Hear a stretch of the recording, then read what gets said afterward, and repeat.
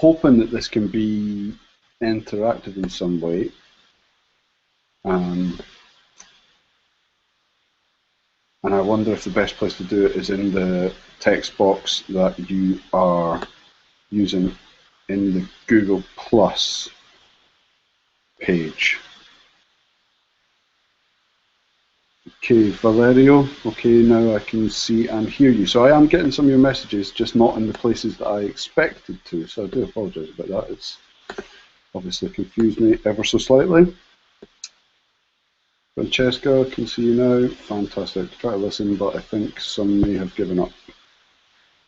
Okay, so it's all coming through now. So I think the best thing I can do is just get cracking. From my understanding, I thought I was going to be able to have you talk to me via your microphones, and I might even be able to see you guys, but perhaps that's because we've reached a group that's larger than the one that they recommend. If so, no matter, you can use this chat to get in touch with me. It just might be difficult for me to focus on the screen and to focus on what you're all doing at the same time. But, you know, let's do the best with the technology that we've got available to us. So, obviously just hello, it's nice to see you all. It feels very weird to be talking to you and not being able to get any direct feedback, but I'll just keep going, and if needs be, you can get in touch with me and stop. I've got the Facebook open here as well, so if something's really not going right, then you can get back in touch with me. So, obviously, this is a global course, and we're dealing with people from all over the world, so there's a lot of people that couldn't be here because I think this is 3 AM in some parts of the world, for instance. It's just after 11, it's about 20 past 11 here in Edinburgh, and what I'll try and do at a later point in the course is work out some way to do it at a different time for me so that it's maybe a bit better for you guys in different parts of the world. So what we're going to do here in this sort of tutorial is hopefully just go through some parts of the course that have happened so far, and we can kind of talk about different ways and approaches to do things. Yeah, I've been making extra videos that have been helpful to some of you, but I think in some ways this is maybe a better way to do it, because although the feedback isn't quite as immediate as I thought it might be on this application, I can see people commenting in the boxes, and I'll try and deal with the comments as much as possible. Obviously, I can't deal with everything because there's many thousands of people taking the course, and there's different people with different things. But I think what I'll do is try and address the points that are most important to the course, and the points that could do with some sort of more visual clarification and indeed oral clarification. What I'm not going to do is answer any of the quiz questions, but what I hope to do is to try and show you some examples that are similar and we can talk through. Okay, so I'm just noticing a message here on Hangouts from Lelia, I think is how you pronounce it. I think Hangouts allow only up to 10 participants in a video call, but others can view and chat simultaneously. So hopefully that's what we're going to be able to do. My screen tells me we've got 24 people here at the moment. So let's just get on with it. As you'll no doubt have guessed, this is really new technology, well, actually, to be honest. So I'm going to try and do my best. I'm going to try and share images with you. I'm going to try and share my screen with you to try and talk you through things. Please don't sit in silence if you're not seeing it. Just pipe up, let me know, and I will try and figure out a different way to help you. So, from what I've looked at in the forums and what I'm starting to see in the chat just now, I think key signatures, intervals, modes are the three things in the previous weeks that people might want a wee bit more help with. And from this week's material, week 3's material, I've got the rhythmic stuff and the temporal stuff and the metric stuff. It might be useful to firstly do a little bit of a recap on, and then secondly to just do some kind of little sample exercises and talk through it as a group. So yes, I've got a piano here and a soprano saxophone. If needs be, we can play them if that's useful. I think it certainly is. It's always useful to have some musical examples. But let's just see what we get on. So I'm going to ask a question to the group right now, and what would be great is if you could get back in touch with me on the message boxes that you've got on your screen at the moment. So the question that I want to ask you first of all, in general, like to start with the material from weeks 1 and 2, which is more related to melody and harmony and the vertical aspects of music, if you like, as opposed to week 3, which is the kind of horizontal aspects, the things moving in time. So that's a question I just want to ask the group just now, and I'll pause for a minute just to let you answer. Really what I want to know is, do you want to deal with rhythm first of all, or do you want to deal with melody and harmony and things like that? We will do both, but just let me know which you want to do first.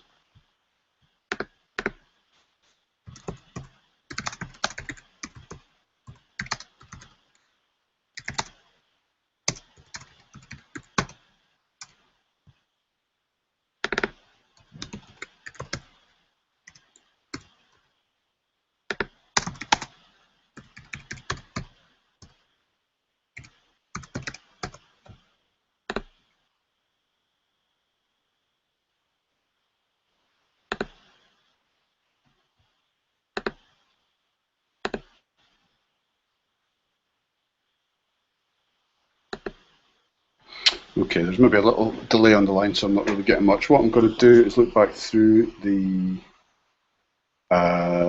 Aaron comes in first with yes, please, weeks 1 and 2. Okay, so let's do that then. Because the reason I'm suggesting that, Andrew Dias has also just suggested melody, and Aaron said haven't had the chance to go through week 3 as yet. So that's absolutely fine. What I'll do is I'll start with the stuff from the previous 2 weeks.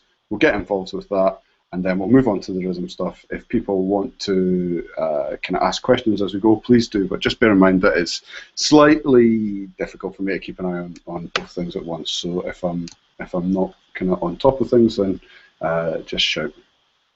Okay, sorry, I've just seen Akas, rhythm and time, please. Fabio, rhythm confused with tuplets, all that sort of thing. So I will come back to that, but everyone else is saying melody and harmony, so let's go for that. Okay, so the first thing I think that might be useful to do in that case then is have a look at key signatures. Although we didn't cover it first, I think if we have a look at key signatures to start with, we can then look at scales, which then leads into modes, and then we can start looking at intervals from there. So I'm just going to take a bit of an executive decision here and go for it. So what I want to do is try to share my screen with you. I'm now, just so you know what's going on, I'm really selecting that I want to share a part of my screen, which is the application Sibelius, with you. I've just told it to do that. So hopefully what you guys can see in front of you now, certainly that's what I can see on my preview, is that I can see the screen for Sibelius, which is a blank stave, and this is just a music editing program, a program that allows you to write music in. So what I'm going to do is I'm going to use that as a kind of virtual notebook, really, just to let you see what's going on. I'm just rearranging my screen at the moment so you can see what you're doing. In the kind of forum side of things while I'm talking. Bear with me 1 second while I make both screens visible to me. Okay, so I want to have a look at the scales stuff first. Scales and key signatures, essentially. The first thing that I'm going to do is I am going to write a scale. Okay. I'm going to write a scale based on this note.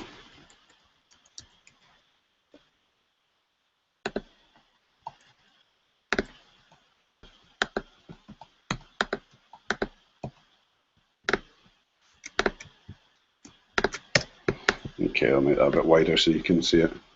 Oh, thank you. I've just had confirmation from Alex, Luke, and Kev saying that Sibelius works, which is great. Thanks, guys. So I've written a scale here. Now, we're just going to use the treble clef just now because I think it's a wee bit easier for most people. And the scale that we've got here starts on E, finishes on E, and we've got one of each letter name in between. So we've got an E, an F, a G, an A, a B, a C, a D, and an E. Now, what you'll see is that obviously there are other symbols in front of some of the notes. These symbols, hopefully by now, all you guys that are here will know these to be sharps. If anyone's here and kind of still at the stage where they don't recognise these symbols, if you look where the cursor is just now, you see these as sharps. And what this does is it raises the note that's shown by a semitone. Hopefully everyone's there, so I can just gloss over some of the kind of really basic details at the moment. But if anyone needs me, just shout and I'm happy to stop and help for the benefit of everyone.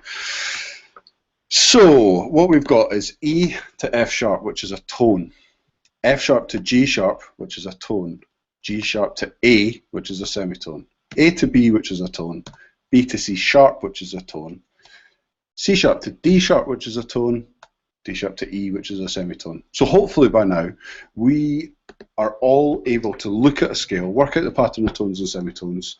In this case, we found that it had the pattern tone, tone, semitone, tone, tone, tone, semitone, and started on the note E. We know that pattern of tone, tone, semitone, tone, tone, tone, semitone to be the major scale pattern. So hopefully what we can all agree on is that this is E major.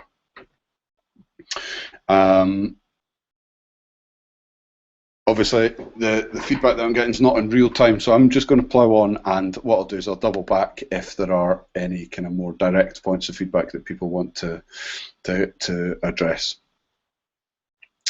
So,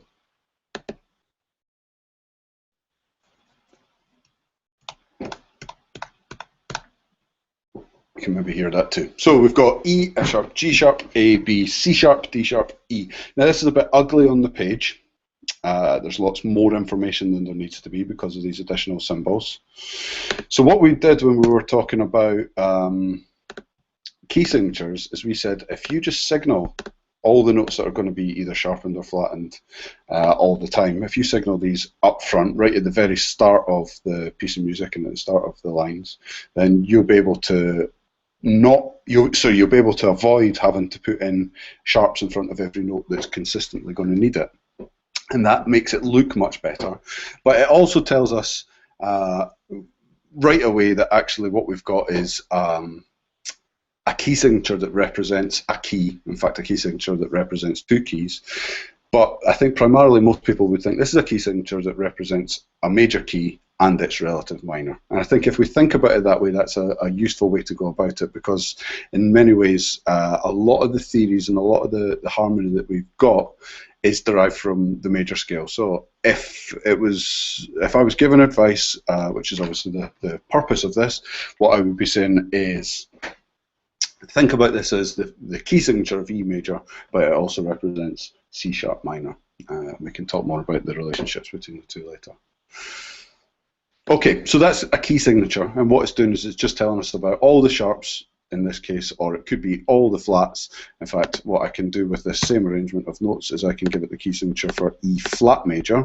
The key signature turns this into an E, F, G, A flat, B flat, C natural, D, back to E flat again. And in this case, we've got a key signature of flats. It tells us that all the way through we're going to get a B flat, an E flat, and an A flat. Okay, so what I want to do is a little example of how to actually go about looking at these.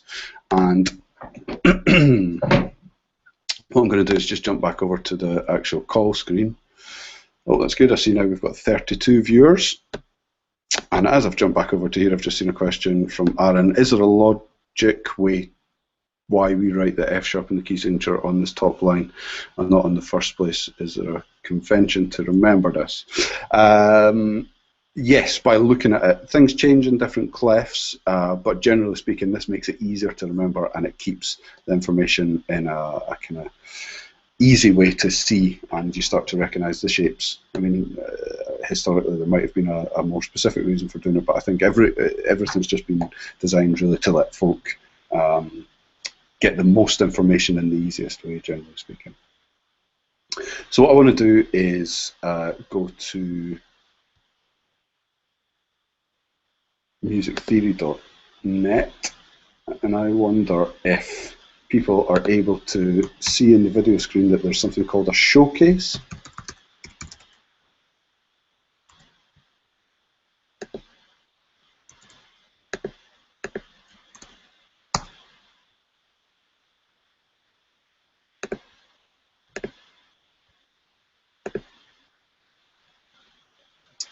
So on my screen, I've got something called Showcase. And I'm able now to, I've hit that, I've showed this to the group. I wonder if people are able to respond and let me know if they can see something called Showcase in their video screen that they're watching this on.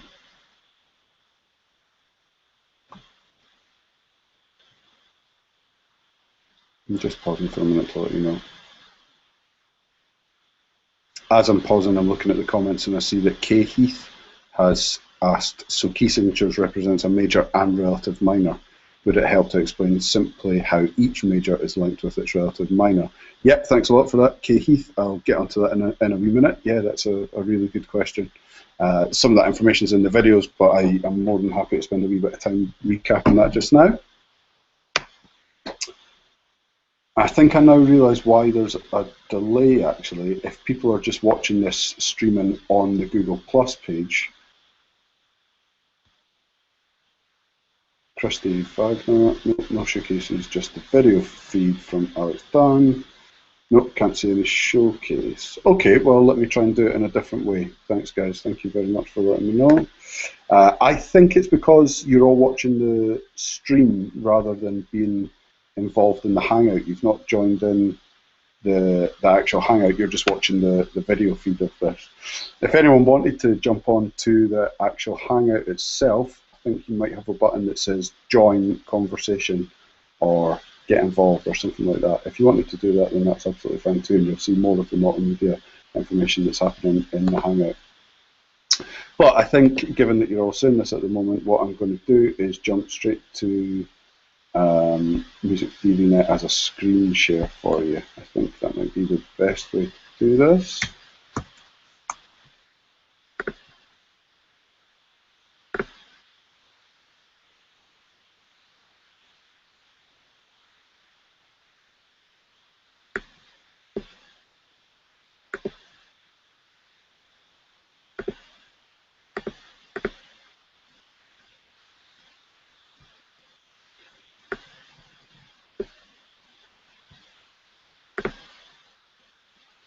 Okay, can I just ask, are people seeing my screen shared now?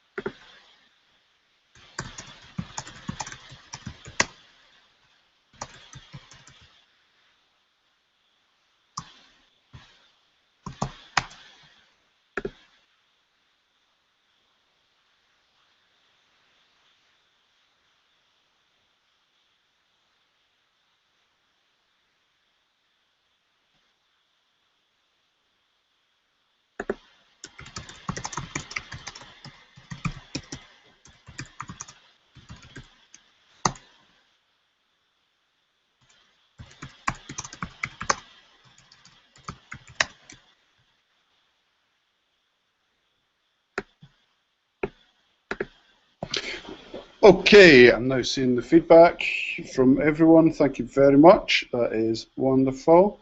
So you should be able to see my screen. What I'm going to do is make it just a wee bit wider so you can see more of it.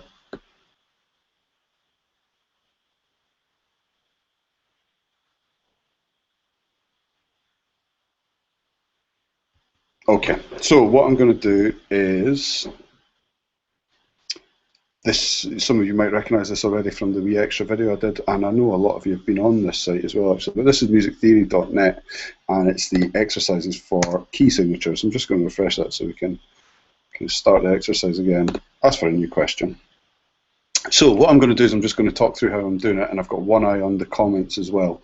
So just let me know if there's anything you want me to go back and do. Clearly there's a wee bit of a delay, so that's kind of slightly awkward, but let me try my best to kind of help out with this. So I'm looking at this key signature, and actually, to be totally honest, just you get to the stage where you just recognize it, and you recognize the shape. You see it's got two flats, and you know what it is right away. But there's a couple of ways that we can kind of think about doing this, and I think actually what I'm wanting to do is show you the kind of trick, I suppose, that we can do, but then back it up with some of the theory that's behind it. So what I'm doing here is I'm seeing it as a flat key signature. So immediately in my head, I know a little trick that says if you look at the second last flat, this is the key note. This is the tonic of the major key that this key signature represents. So I'm looking at this and I'm saying that it's got a B flat and an E flat. Obviously there's only two, so the second last one is the B flat. So I know that this is the key representing the major key of B flat major. Now, another way that we could do this is we could go back and think of the circle of fifths and the circle of fourths. I know there's been some discussion on the forum about this, and there's been some kind of purists that that want to think about it for the circle of fifths and fourths for its role in harmonic movement. But for just now, that's not what we're using this for in the context of this fundamentals of music theory course. We're using it as a teaching tool and a visualization tool, really. So what I want you to do is imagine your circle of fourths. And I want you to start in the 12 o'clock position, which is the key of C, which has got no sharps or flats. Now, because there's two flats here, what I want you to do is go anti-clockwise, which means you're moving in fourths. I want you to go anti-clockwise 2 positions. Well, if we go up fourths from C, we get C, D, E, F. So that's 1, 2, 3, 4. C, D, E, F. That takes us to F major. Incidentally, F major has 1 flat. So we've moved 1 position, we've got 1 flat, a B flat, and that's F major. If we go around another fourth, because we've got 2 flats in the key signature here, we go from F to F, G, A, B flat. That's a fourth above, it's the 4th note of the F major scale. So what we're saying, that's a long way to explain it, but what we're saying is that this has got 2 flats, so you move 2 positions around the circle of fourths, which is anti-clockwise around the circle of fifths, if you want to think about it that way. 2 positions around the circle of fourths. C to F is 1 position, F to B flat is the other position. Let's just click on the B flat here, and we see we get the right answer. Okay. I'm just going to type in the comment box.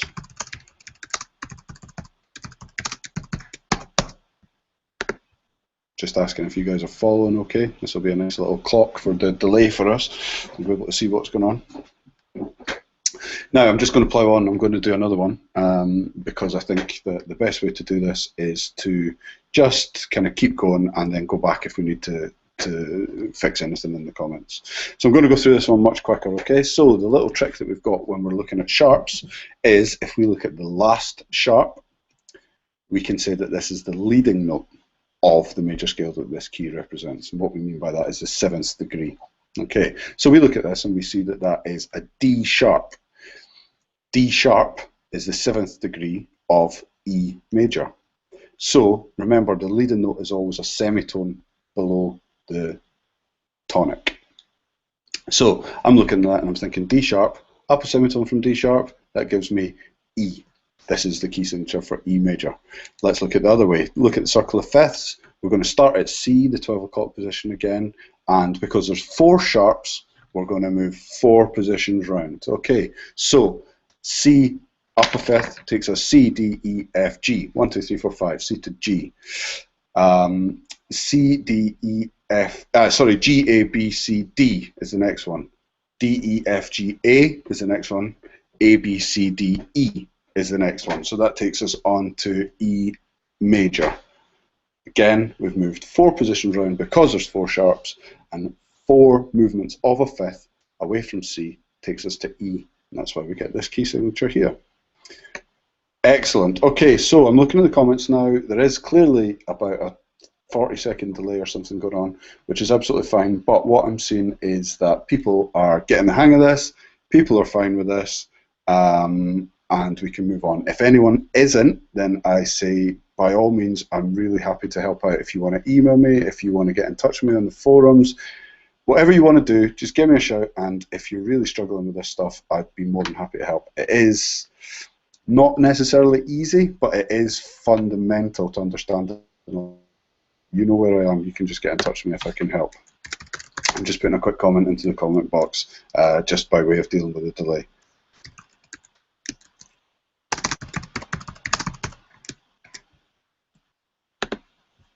Okay, so what I'm going to do now is I'm going to jump back, and I want to share my screen with you and get something else this time.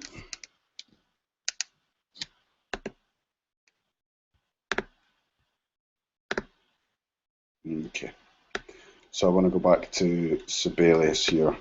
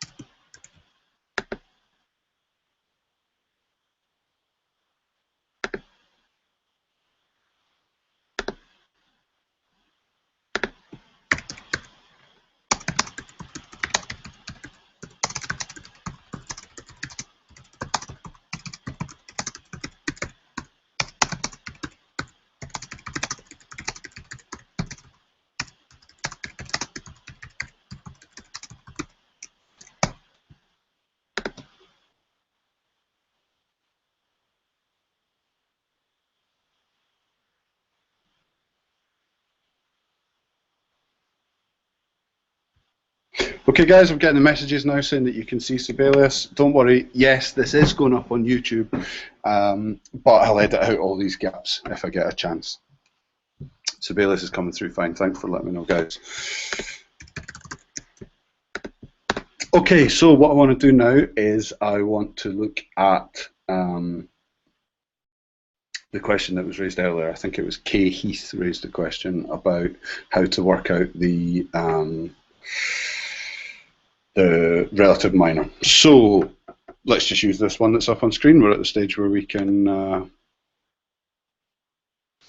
we're at the stage now where we can probably work things out. So I'm going to look at this key signature first of all, and I'm going to use the little trick. Firstly, I'm going to look at it and I'm going to say, okay, cool, so the second last flat here is an E flat. Great, we're in the key of E flat major. Look at that. We've got an E flat at the bottom. E flat, F, G, A flat, B flat, C, D, back to E flat again. Okay, so how do we work out the relative minor? Well, the relationship is a minor third between the tonic of the majors and the minors, but we need to know how to get it. Okay, so we've got an E flat here. What I want to do firstly, the most simple way to go about doing this, I think, is to take the major scale, the one that you're trying to find the relative minor of. In this case, we're trying to find the relative minor of E flat major. Okay, so we get E flat, F, G, A, B flat, C is the 6th degree. If we go up to the 6th degree, this is the tonic of our relative minor. So that's fairly simple. Another way that we can look at that, I suppose, is that we can go down a minor third. So if we start on the tonic and go down a minor third, this takes us to the C as well. Okay. This is more complex to show without kind of being in front of other people and being able to get immediate feedback from them and talk them through it. So what I might try and do is either make a little video or do this in another Hangout. But that's the relationship between the major and minor. And we've done the key signatures. Now, I'm also just looking at the time as well, and I've only got about another 15 minutes or so before I have to wrap this up, I'm afraid to say. But I am more than happy to do more of these videos. So I think what I want to do is just spend a couple of minutes on looking at intervals. And then from there, what I'm going to do is go on to talk about some of the rhythmic stuff. Now, I know there's a delay, so I hope you don't mind if I just go for it and kind of take the lead on this.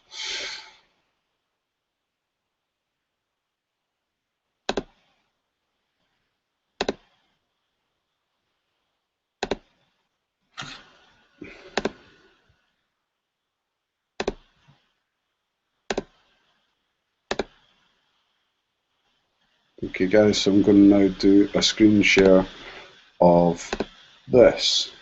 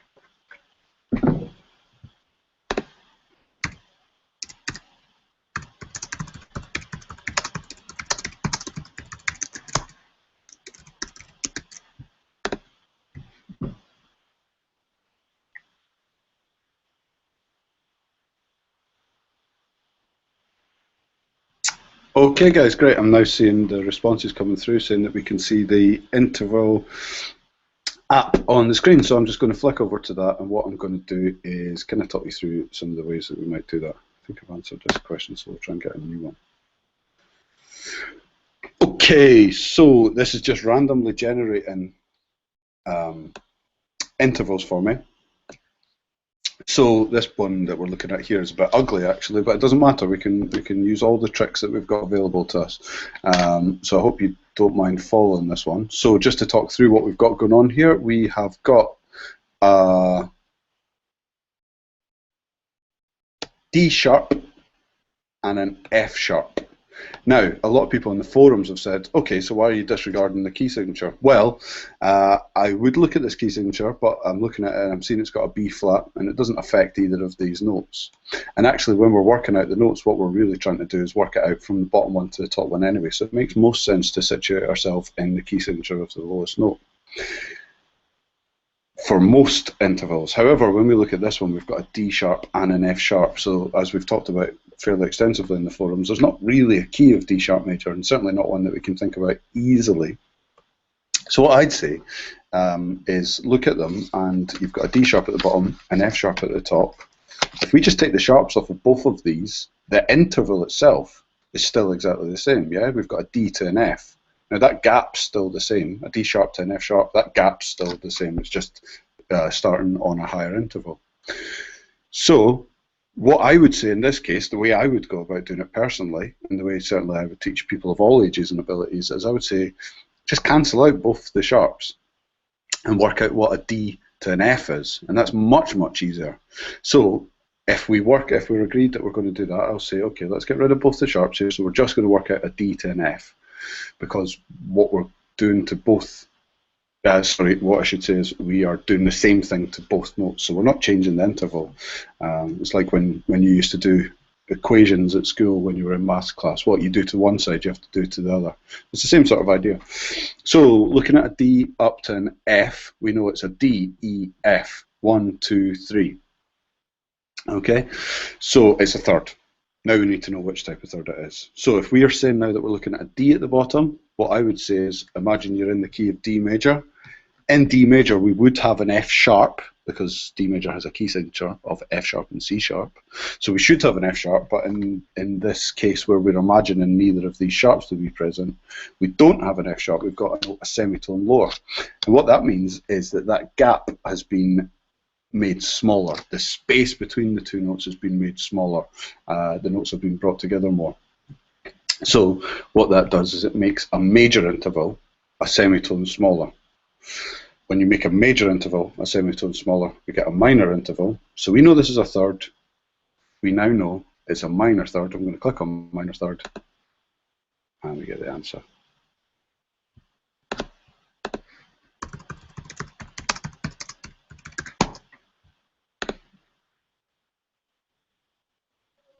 Okay, I've just paused for a minute while I type in the box just to see if you guys are all following, okay?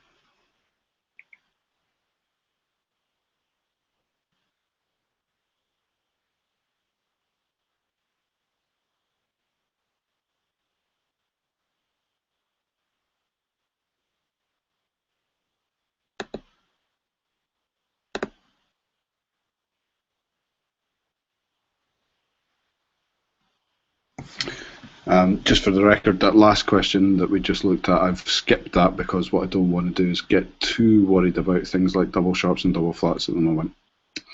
And I'm now just seeing your replies coming through saying that you're all following okay. So what I'm going to do is look at the, get you to look at the screen again. And this time we've got a key signature of F sharp and C sharp. Okay, so we know that that's the key of D major if we look at the key signature. But at the moment, what we're seeing is that the interval that we're looking at is a C natural. It's got a natural in front of it. That's cancelled the C sharp. And the other note that we're looking at is a B flat. So we don't even need to worry about the key signature anymore. And this is really nice because what it's done is, if we look at the lower note and imagine we're in its key, yes, imagine we're going to build a major scale from it if you like. This is a C, so it's a nice easy one because we don't need to worry too much about the sharps and flats and things like that.